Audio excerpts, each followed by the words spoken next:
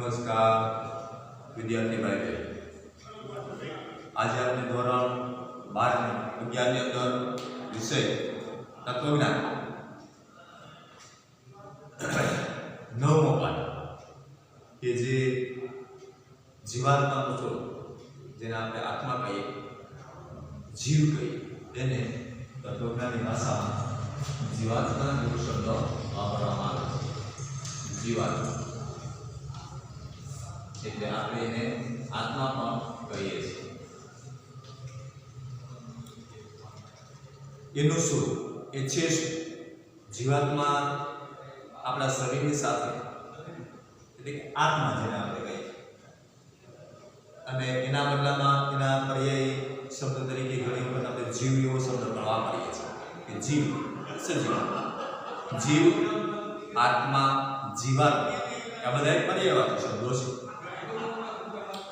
હવે એ જીવાત્મા છે એ આપણા શરીરની અંદર છે ત્યાં સુધી આપણે જીવિત છે, આ હકીકત સુધી આપણે બધા વાકેફ છે, પરિચિત છે। એ જીવાત્મા અથવા તો એ આત્મા અથવા તો એ જીવ જો એ શરીરમાંથી નીકળી જાય એટલે એ નિર્જીવ ગણાય, મતલબ કે પછી એ સજીવ રહેતા નથી, આપણે એને મૃત્યુ કહીએ છીએ।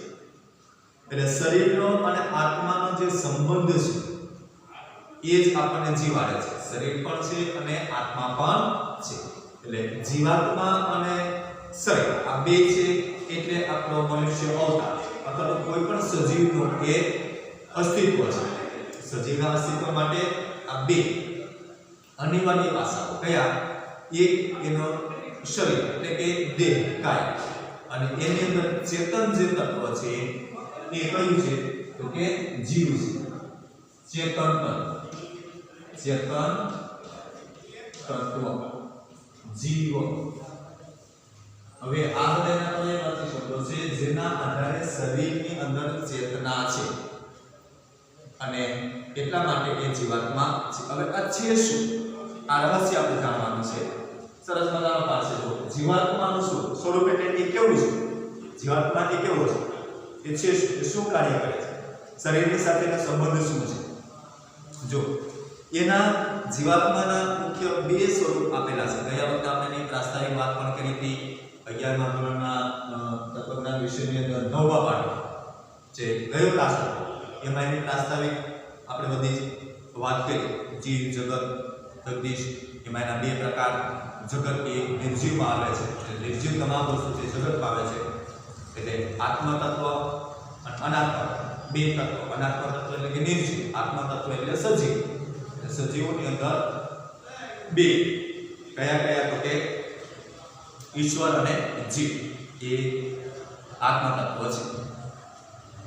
આની સાથે પરમાત્મા આ આત્મ શબ્દ લખેલો છે એવી રીતે બીજો કયો છે શબ્દ તો કે પરમાત્મા, એને આપણે ઈશ્વર પણ કહીએ છીએ। ઈશ્વર પરમાત્મા, પરમાત્મા ઈશ્વર કહીએ। પરમાત્મા અને જીવાત્મા આ બે છે એ આત્મ તત્વ છે। કેવા છે તો કે આત્મ તત્વ, આત્મ તત્વ એમાં બે કોણ તો કે જીવાત્મા અને બીજું કયું તો કે પરમાત્મા અથવા તો ઈશ્વર। પછી બીજું અનાત્મ તત્વ, અનાત્મ તત્વ, અનાત્મ તત્વની અંદર એક એ કયું તો કે જગત। જગત છે એ કેવું છે તો કે અનાત્મ તત્વ છે, એની અંદર આત્મા નથી, આત્મા નથી મતલબ કે નિર્જીવ છે। આપણે જેને જડ કહીએ કે જેની અંદર ચેતન તત્વ નથી, ચેતના નથી એટલે કે એ નિર્જીવ છે। નિર્જીવ છે એટલે એ અનાત્મ તત્વ છે। અનાત્મ તત્વમાં એક જ બાબત કઈ તો કે જગત, સ્થૂળ વસ્તુ બધી આવી જાય। આત્મ તત્વમાં બે જીવાત્મા અને પરમાત્મા એટલે કે સજીવો બધા છે અને ઈશ્વર એ પણ આત્મ તત્વ છે। એટલે એ આત્મ તત્વમાં બે જીવાત્મા અને પરમાત્મા, અનાત્મ તત્વમાં એક એટલે કે જગત। આ ગયા ક્લાસમાં આપણે એના વિશે થોડું શીખ્યા. હવે આપણે તો શીખવાનું માત્ર શું છે? જીવાત્માનું શું?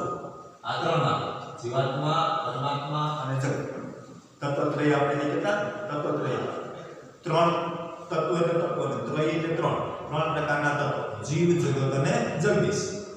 એમાંથી જીવ એના વિશે આપણે જાણવાનું છે, સમજવાનું છે, શીખવાનું છે કે આ જીવાત્મા એ શું છે. જો જીવાત્માના મુખ્ય બે સ્વરૂપ આવે છે, જીવાત્માનું સાંસારિક સ્વરૂપ અને જીવાત્માનું શારીરિક સ્વરૂપ. એના મુખ્ય બે સ્વરૂપ એટલે કે જીવાત્માના બે સ્વરૂપો. એક કયું તો કે જીવાત્માનું સાંસારિક સ્વરૂપ, સાંસારિક સ્વરૂપ. આ બાળકો ત્યારે લાગુ પડશે કે જ્યારે જીવાત્મા છે એની સાથે શરીરનો સંબંધ છે. શરીર અને આત્મા બે છે એટલે આપણે જીવીએ છીએ. ખાલી આત્મા હોય તો આપણે પ્રેતાત્મા કહીએ. ખાલી આત્મા આપણે જોઈ શકતા નથી એટલે એનું અસ્તિત્વ છે સ્વરૂપમાં આપણે એને જોઈ શકતા નથી. અને જો ખાલી શરીર હોય, આત્મા ન હોય તો એ મૃત્યુ છે, તો તે નિર્જીવ છે. તો એને આપણે કઈ જીવન કહેતા નથી, આપણે એને સજીવ કહેતા નથી.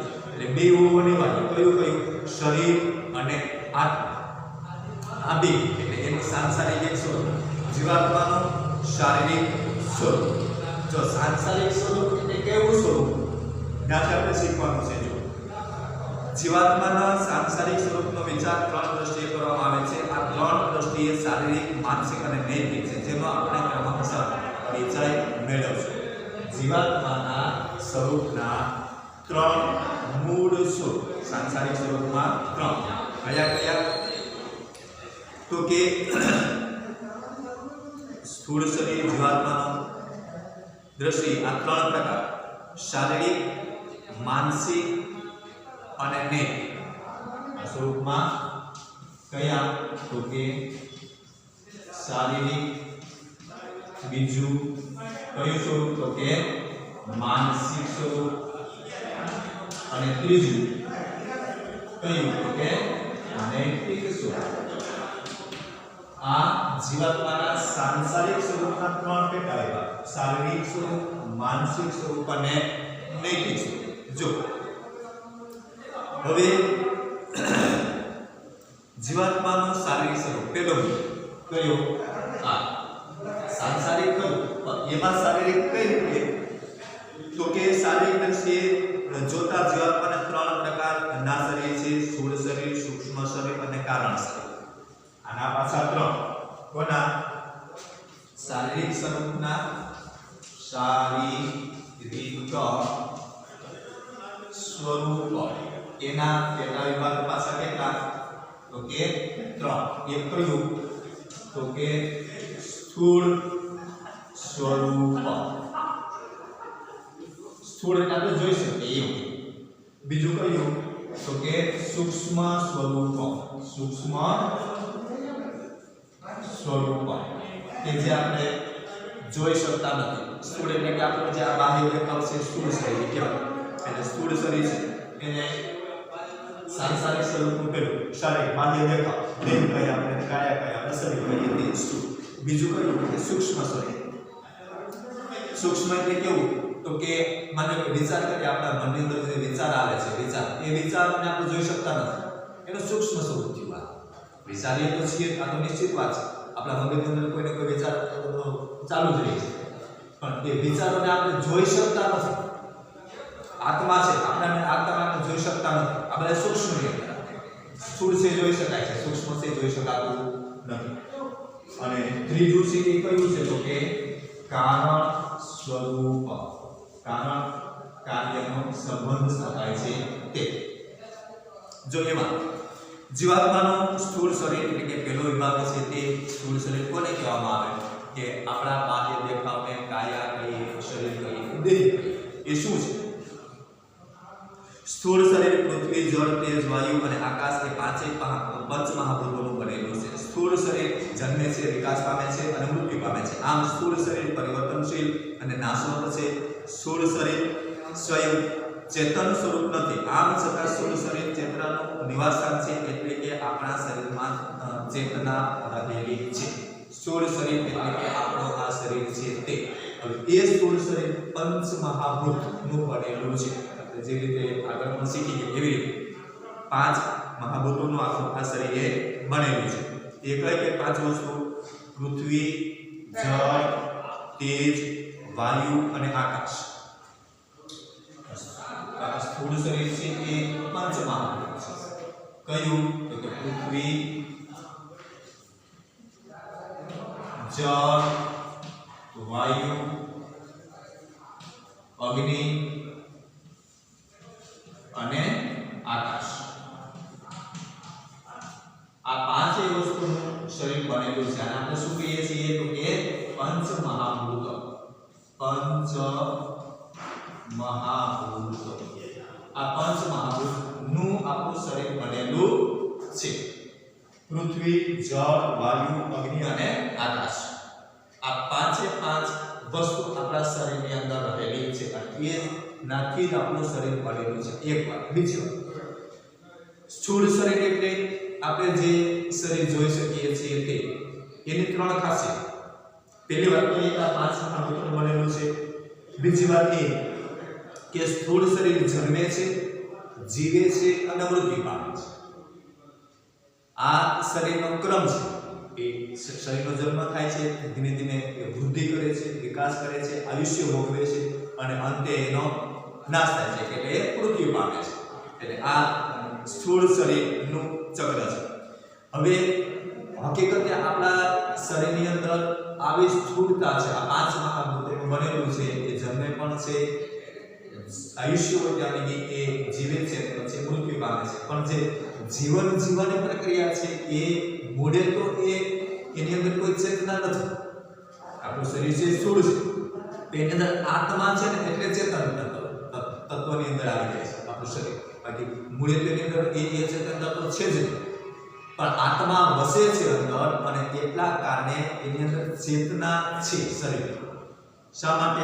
એની અંદર આત્મા છે એટલે આત્માને રહેવા માટેનું એનું નિવાસ સ્થાન છે એ આપણું શરીર છે. સ્થૂળ શરીર એનું કાર્ય શું છે? તો કે આત્માનું નિવાસ સ્થાન છે. આત્માનું નિવાસ સ્થાન છે આપણે આપણા શરીરની અંદર આત્મા રહે છે અને આત્મા રહે છે ત્યાં સુધી આપણું શરીર એ ચેતન તત્વ છે. આપણું શરીર એ ચેતનાથી ભરપૂર રહે છે, મતલબ કે સજીવની અંદર આવે છે, જીવંત રહે છે. જાગ્રત અવસ્થામાં સ્થૂળ શરીર દ્વારા જીવાત્મા બાહ્ય જગતના પદાર્થોનો સંપર્ક અને ઉપભોગ કરે છે. આ અનુભવ જીવાત્મા કર્મેન્દ્રિયો અને જ્ઞાનેન્દ્રિયો દ્વારા કરે છે. જીવાત્મા મૃત્યુ સમયે સ્થૂળ શરીરને છોડીને જાય છે. જ્યાં સુધી આપણે જીવીએ છીએ ત્યાં સુધી આપણું શરીર એ ચેતન છે, કેમ કે એની અંદર આત્મા છે. મૃત્યુ થઈ જાય પછી એની અંદરથી આત્મા નીકળી જાય એટલે આપણું શરીર કેવું થઈ ગયું? કે નિર્જીવ. નિર્જીવ થઈ ગયું પંચ મહાભૂતોની અંદર આપણા શરીરનું વિલીનીકરણ થઈ જાય. પૃથ્વી વાયુમાં વાયુ, આકાશમાં આકાશ, તેજ એટલે અગ્નિમાં અગ્નિ અને જળની અંદર પાણીની અંદર પાણી ભળી જાય છે. એટલે આપણું શરીરનું અસ્તિત્વ ત્યાં પૂરું થઈ જાય. આ આખા સ્થૂળ શરીરની રચના છે. સ્થૂળ શરીર એ પાંચ મહાભૂતોનું બનેલું છે, જન્મે છે, જીવે છે અને મૃત્યુ પામે છે. એની અંદર આત્મા છે એટલે એની અંદર ચેતના છે. એટલે આત્માને રહેણાંક અથવા તો નિવાસ એ શરીરની અંદર છે. એટલે શરીર છે એ આત્માના નિવાસ સ્થાન તરીકે પણ ઓળખાય છે. જીવાત્માનું સૂક્ષ્મ શરીર. સૂત્ર નંબર 2 સૂક્ષ્મ શરીર. આ વાત થઈ કોની? સ્થૂળ શરીર આપણા શરીરની છે. હવે જીવનમાંનો જે પ્રકાર છે એનો બીજો પ્રકાર કયો? તો કે સૂક્ષ્મ સ્વરૂપ.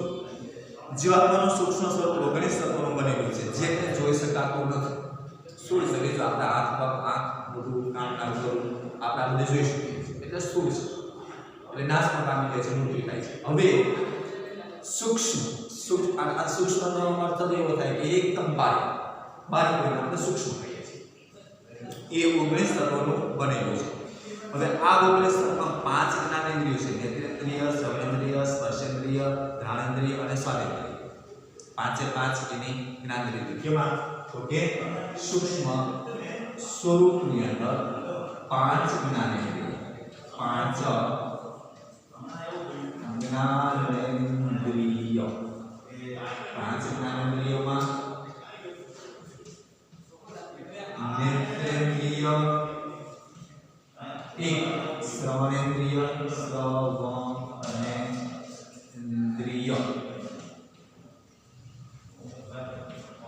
घ्राणेन्द्रिय घ्राणेन्द्रिय स्वादेन्द्रिय स्वादेन्द्रिय અને સ્પર્શેન્દ્રિય स्पर्शेन्द्रिय आ पांच ज्ञानेन्द्रियों द्वारा आपणे आ बाह्य जगतનું જ્ઞાન થાય છે આંખ કાન નાક જીભ અને ત્વચા એટલે કે ચામડી આંખ દ્વારા આપણે જોઈ શકીએ છીએ કે નેત્રેન્દ્રિય છે આ પાંચે પાંચ થી આપણે કર્મ કરીએ છીએ કામ અને એ જ્ઞાન દ્વારા આપણે આ બાહ્ય જગતનો અનુભવ પ્રત્યક્ષ થાય છે સીધો અનુભવ પ્રત્યક્ષ આંખથી કોઈ પણ દ્રશ્ય આપણે જોઈ શકીએ છીએ નેત્રેન્દ્રિય શ્રવણેન્દ્રિય એટલે સાંભળવું કોઈ પણ અવાજને આપણે આપણા કાનથી સાંભળી શકીએ છીએ સૂંઘવામાં સુવાસ લઈ શકીએ છીએ ઘ્રાણેન્દ્રિય એટલે કે નાક દ્વારા આપણે ઘ્રાણેન્દ્રિય થી કોઈ પણ સુવાસને માણી શકીએ છીએ સીધું પ્રત્યક્ષ જ્ઞાન લઈ શકીએ છીએ જીભથી ચાખવાનું જે આપણે અંગ્રેજીમાં ટેસ્ટ સ્વાદ કડવો તીખો મોરો ખારો ગળો તુરો કેવો સ્વાદ છે એને જાણી શકીએ છીએ માણી શકીએ છીએ એનો સ્વાદ આપણે લઈ શકીએ છીએ એટલે કે સ્વાદેન્દ્રિય જેને જીભવા કહેવામાં આવે અને એ જીભવા એટલે જીભ દ્વારા એ આપણે સ્વાદ માણી શકીએ છીએ પ્રત્યક્ષ જ્ઞાન એનું થાય છે અને છેલ્લે ત્વચા એટલે કે ચામડી દ્વારા પણ આપણે પ્રત્યક્ષ જ્ઞાન થાય છે કોઈ ગરમ વસ્તુ માટે આપણે ભગી જાય એટલે ખ્યાલ આવી જાય ચામડી દ્વારા બળદને હાથમાં લે આપણે ઠંડો લાગે આ બધા ત્વચા એટલે કે ચામડી દ્વારા થતા પ્રત્યક્ષ જ્ઞાન છે જેને સ્પર્શેન્દ્રિય કહેવામાં આવે છે એટલે આ પાંચ જ્ઞાનેન્દ્રિય છે આ કયા સ્વરૂપમાં છે તો કે જીવાત્માના સૂક્ષ્મ સ્વરૂપ આ બધી આંખ છે આપણે જોઈ શકીએ છીએ એનું સ્વરૂપ કેવું તો કે સૂક્ષ્મ છે આ પાંચ એની જ્ઞાનેન્દ્રિયો પ્રત્યક્ષ જ્ઞાન આ પાંચ ઇન્દ્રિયો દ્વારા આપણે પ્રત્યક્ષ જ્ઞાન પ્રાપ્ત કરી શકીએ છીએ માની શકીએ પણ છીએ પાંચ કર્મેન્દ્રિય હવે પાંચ ઇન્દ્રિય એવી છે કે જેનાથી આપણે કર્મ કરી શકીએ છીએ કામ કરી શકીએ જો વાણી ગ્રહણ ગતિ બળ સર્ગ અને જનેન્દ્રિય આ પાંચ આપણી કર્મેન્દ્રિય છે આ જ્ઞાનેન્દ્રિય છે આનાથી જ્ઞાન થાય છે હાથ પગ મોઢું છે જેનાથી આપણે વાણી છે જેનાથી આપણે કર્મ કરીએ છીએ આપણી કર્મેન્દ્રિય છે પાંચ વાયુઓ છે પ્રાણ અપાન વ્યાન ઉદાન અને સપ્ત એ આપણા શરીરની અંદર વ્યાપ્ત રહેલા વાયુઓ છે આ પાંચે પાંચ પંચમહાભૂતો છે એમાં પૃથ્વી જળ વાયુ અગ્નિ આકાશ અને પાણી પૃથ્વી જળ વાયુ અગ્નિ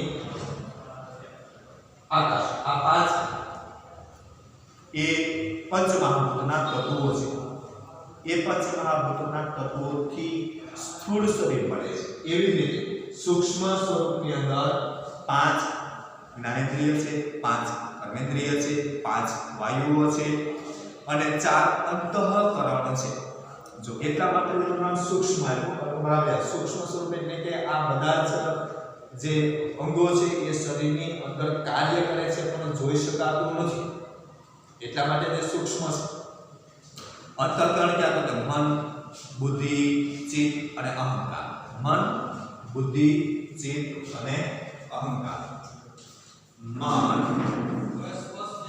બુદ્ધિ ચિત્ત અને અહંકાર આ પાંચ અંતઃકરણ છે અંતઃકરણ એટલે આપણા મન હૃદયની અંદર ઉદ્ભવતા ભાવ અથવા તેના વિચાર જે છે એ ઉદ્ભવે છે આપણા હૃદયની અંદર મનની અંદર ઉત્પન્ન થાય છે મનની અંદર આપણી બુદ્ધિ છે, બુદ્ધિથી આપણે વિચારી શકીએ છીએ અને એ વિચાર કરવાનું કાર્ય ચિત્ત કરે છે એટલે મન કરે છે એટલે એ અંતઃકરણની અંદર આવે છે. આપણે આમાં કોઈ પણ વસ્તુ જોઈ શકતા નથી પણ એ કાર્ય કરે છે આ વાત નિશ્ચિત છે. એના કારણે આપણે જીવન જીવી શકીએ છીએ. આ બધી બાબતો છે એ શરીરના સૂક્ષ્મ ભાગની અંદર આવે છે એટલે એ જીવાત્માનું કેવું સ્વરૂપ થયું તો કે સૂક્ષ્મ. જીવાત્મા તો ખરો સજીવ છે તો આપણે આ મન બુદ્ધિ અને ચિત્ત અહંકાર કાર્ય કરશે નહીતર કરશે નહીં. એટલે આ જીવાત્માનું સ્વરૂપ ની અંદર આ બધા એના સૂક્ષ્મ સ્વરૂપો છે. હવે એ સૂક્ષ્મ સ્વરૂપોનું આપણા શરીરની અંદર ચેતનાની હાજરી બતાવે છે તો જ આપણે જીવન જીવી શકીએ. નહીં તો માત્ર આપણું સ્થૂળ શરીર જો આત્મા ન હોય તો આપણે એ નિર્જીવ થઈ જઈએ છીએ. આપણે સ્થૂળ શરીરને ઇન્દ્રિયો દ્વારા જોઈ શકીએ છીએ જ્યારે સૂક્ષ્મ શરીરને ઇન્દ્રિયો દ્વારા જોઈ શકતા નથી. આપણે માની લો કે વિચાર કરીએ છીએ તો વિચાર છે એ અવિરત ચાલુ છે. આપણે એને કઈ આંખથી જોઈ શકતા નથી કે ભાઈ આ વ્યક્તિ છે કેવો વિચાર કરે છે, આ વ્યક્તિના વિચાર આપણે જોઈ લઈએ તો એ કઈ જોઈ શકાતા નથી. કોઈના વિચારોને આપણે જોઈ શકતા નથી અને એ વિચારોને નથી જોઈ શકતા એટલા માટે એ કયા સ્વરૂપમાં આવશે તો કે સૂક્ષ્મ સ્વરૂપની અંદર આવશે. એ બધા જીવાત્માના સૂક્ષ્મ સ્વરૂપો છે. એટલે એ જોઈ શકાય એ સ્થૂળ શરીર છે, નથી જોઈ શકાતું એ સૂક્ષ્મ સ્વરૂપ છે. પણ બે કોના સ્વરૂપો છે? જીવાત્મા, આપણા સજીવ હોવાના જીવની અંદર અથવા આત્મા છે એના એ સ્વરૂપો છે. એને જોઈ શકાતા નથી પરંતુ આવું સૂક્ષ્મ સ્વરૂપ હોવું જોઈએ. કારણ કે સ્થૂળ શરીર જ્યારે ઊંઘતું હોય ત્યારે પણ એટલે કે સ્વપ્નમાં પણ આપણને કેટલાક શરીરગત અનુભવ થાય છે. આમ સ્વપ્નાવસ્થામાં જીવાત્માને જે અનુભવ થાય છે એ સૂક્ષ્મ શરીરને આધારિત છે. એટલે આપણા શરીરની અંદર જે ચેતના છે એ આ સૂક્ષ્મ સ્વરૂપને જ આભારી છે. એટલે સૂક્ષ્મ સ્વરૂપ જ આપણા આખા શરીરના જે અવયવો છે એની સાથે જોડાયેલા છે. એ સૂક્ષ્મ સ્વરૂપ છે. સ્થૂળ છે બાહ્ય દેખાવ છે એ આપણું સ્થૂળ શરીર છે. આ બધા જીવાત્માના સ્વરૂપ છે. આજનો ક્લાસ આપણે પૂર્ણ કરીએ છીએ. હોમવર્કની અંદર તમારે આ વિડિયો પૂરો થયા પછી પીડીએફ ફાઇલની અંદર અથવા તો ફોટા સ્વરૂપે આપેલા જે પ્રશ્નો હશે, મુદ્દાઓ હશે, પેરેગ્રાફ હશે એ પણ તમારે લખવાના, હોમવર્ક કરવાનું, હોમવર્કની નોટમાં ઉતારી લેવાના અને એનું અધ્યયન પણ કરવાનું. એ તમારું હોમવર્ક. આજનો ક્લાસ આપણે પૂર્ણ કરીએ છીએ.